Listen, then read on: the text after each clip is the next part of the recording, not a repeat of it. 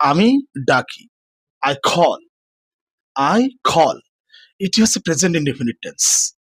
কিন্তু যদি এভাবে বলি, আমাকে ডাকা হয়, আমাকে ডাকা হয়।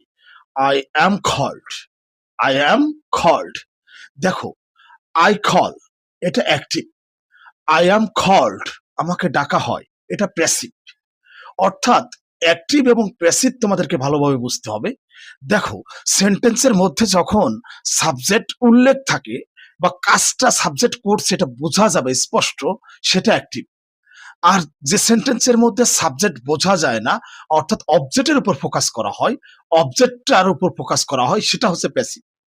সেন্টেন্সগুলো ভালোভাবে লক্ষ্য করো। আমি ডাকি, এখানে আমি ডাকি, তাই না? সরাসরি বোঝা যায়। কিন্তু আমাকে ডাকা হয়, কে ডাকে? এটা কিন্তু অস্পষ্ট, বোঝা যাচ্ছে না। এই কারণে এটা প্যাসিভ। আমাকে ডাকা হয়, আই অ্যাম কল্ড, এটা প্রেজেন্ট ইনডেফিনিট টেন্সের প্যাসিভ। আমার মনে হয় বুঝতে পারছো। দেখো, তোমাদেরকে এভাবে প্র্যাকটিস করতে হবে। নিয়মিতভাবে আমার ভিডিওগুলো দেখতে হলে অবশ্যই আমার ইউটিউব চ্যানেলটি সাবস্ক্রাইব করবে। To learn more, subscribe my YouTube channel and follow my Facebook profile. আল্লাহ হাফেজ।